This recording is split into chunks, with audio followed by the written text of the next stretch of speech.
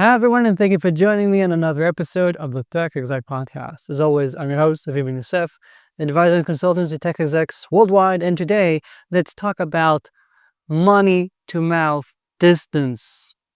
What?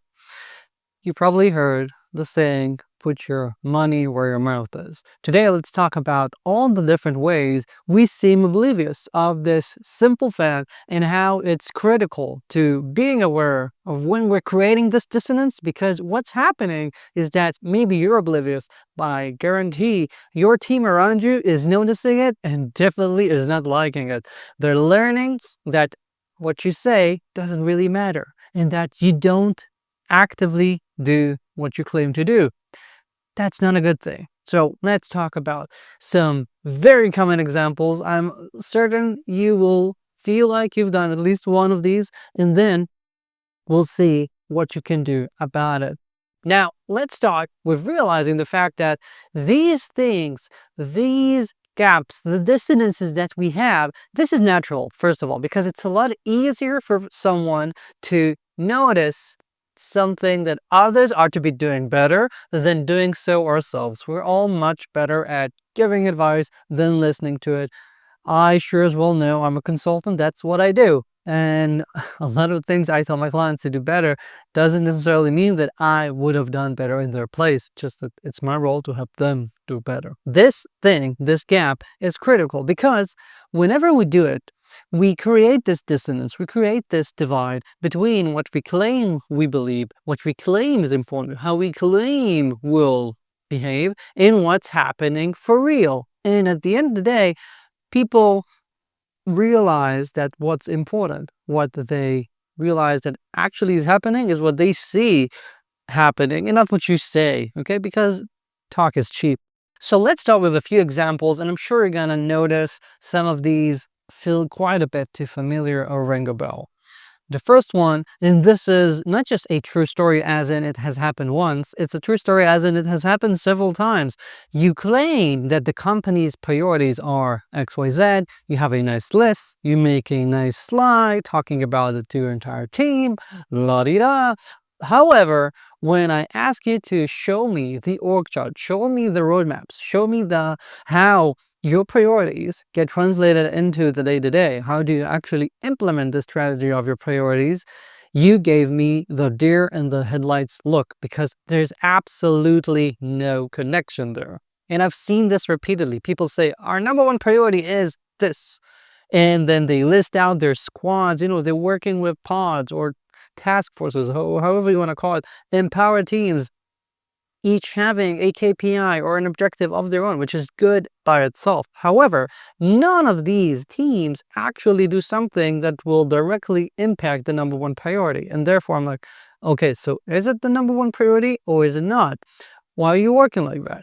So common. We do the hard work of prioritizing, but don't actually translate that into how the work will change. So we just have a lot of effort for nothing. We usually fight with other people to get our priorities straight, and yet don't translate that into the actual work. Just completely useless and a waste of time. And not only that, it tells our people that whatever we claim is the most important likely is not. So how will they believe you when you say that it's critical to do X, or this client is very important, or this deadline is the important one? Whatever.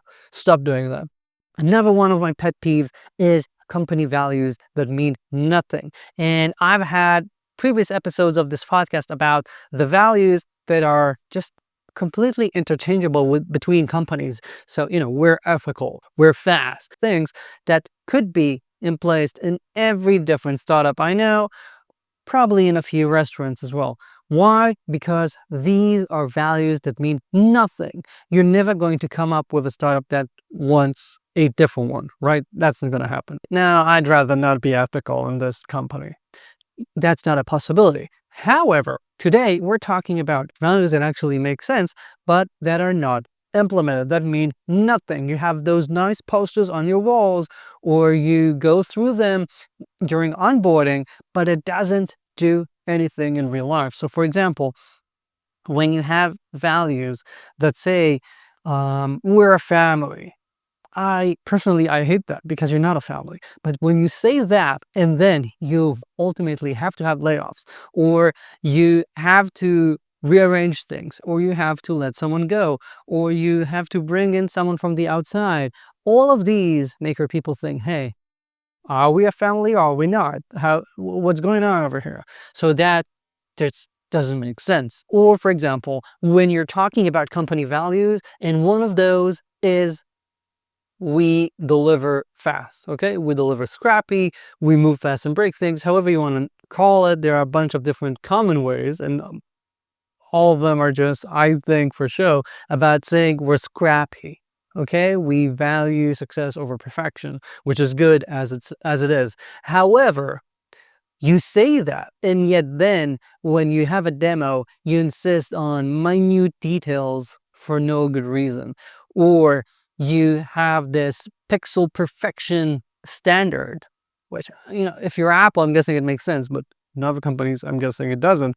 And you have this pixel perfect standard for anything, and yet you claim to be scrappy. Those two things do not go hand in hand. So whenever you have these values that don't really mean how you actually want your company to run, again, you're not putting your money where your mouth is, and it just doesn't make any sense.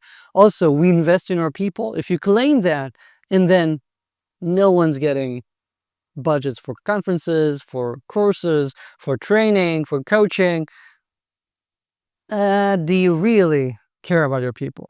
You get me? The whole productivity song and dance. You're saying that our productivity is important. You're saying that efficiency is critical. We want to minimize meetings. Meetings have to be efficient, blah, blah, blah.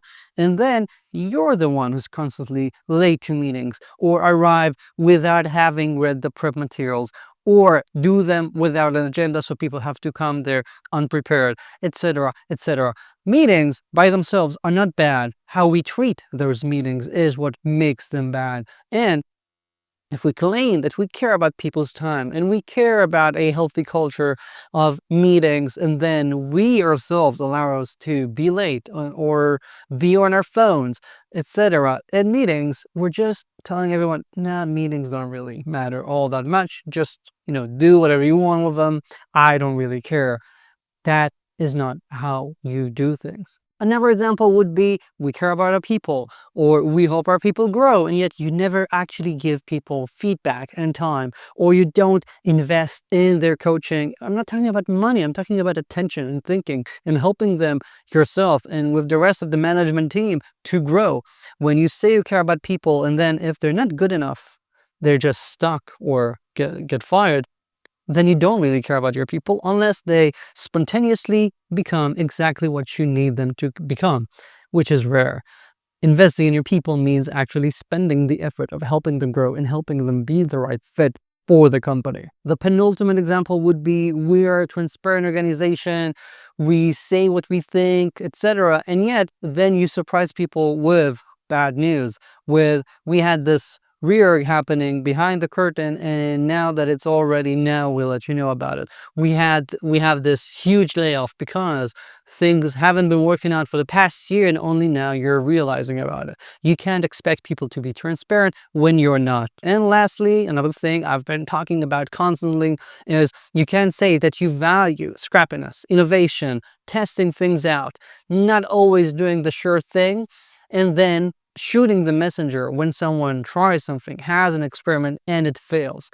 Innovation, by definition, cannot always succeed, because otherwise it's not really innovation. It's just, going according to plan. All the great innovations required some failure getting there. We've all seen them. We've seen the iPhone generations that had a sucky antenna, or that had the tendency of bending or whatever, and yet iPhones kept innovating and trying new materials every year. That's what you want, because only by doing that will you eventually get to something better. Had Apple just stuck to one thing that was good enough and continued iterating on that minutely, we would never get where we are today, and I would not be as happy as I am because I keep buying them. So all of these are examples of the distance that we create between what we say is important and what actually is important.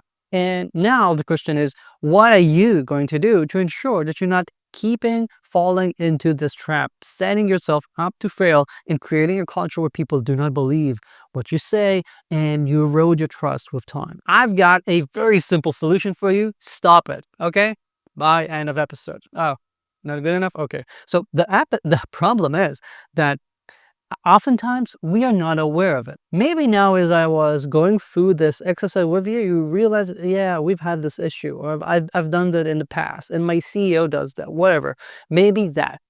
However, the problem is that in our day-to-day, we're often working at an altitude where we're not aware of this happening. We don't take time to take stock, to retrospect, to take a few steps back and look at things from that point of view. So what can you do? One, you can work with someone external to help you see what you're doing differently, where you have these gaps, and help you push your culture forward. However, you don't always need to use someone external. Another tool would be to genuinely talk to your people and ask them to tell you what you're doing well and where you're having issues. What are they seeing that's causing this dissonance? Where would they rank the organization, the senior leadership? Ask your people, because I can guarantee they're the first ones to notice these issues, the dissonances that you're creating. Another example for how to improve here would be to write down for yourself once a week, what did I say versus what did I do?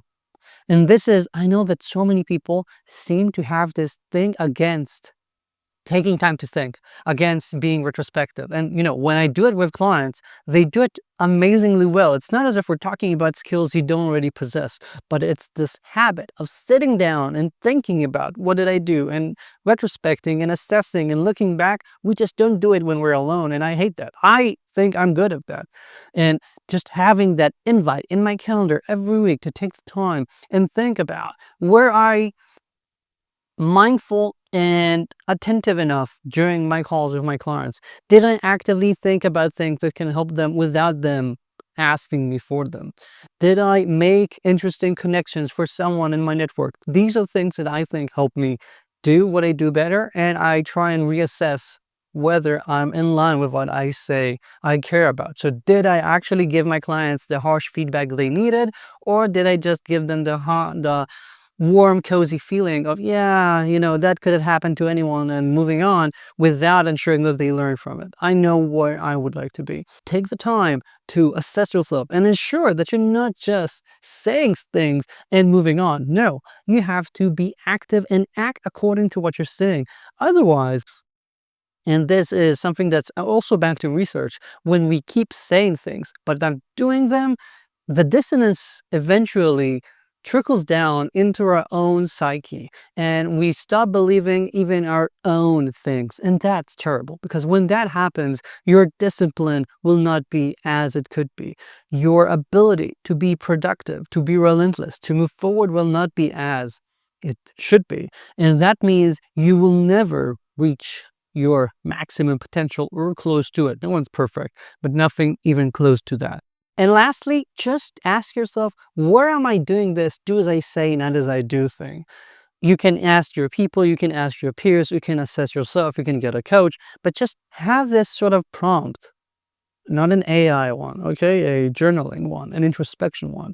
Where am I saying do as I say, not as I do? Is it in how I'm hiring? Is it in how I'm treating others? Is it in how I'm getting to meetings late? Whatever it is, try and think about that. Try and have that as one of the things that you write down to yourself every day, every week, every quarter, whatever works for you, and find opportunities to improve and to be better. And with time, you can work on minimizing that mouth to money gap and becoming a leader that actually does what they say is important. That's it for this week. Thank you for joining me. If you haven't yet, do subscribe to my newsletter. It's the best newsletter online for tech executives, and the link is below, I'm guessing. And I'll be here next week. Ciao.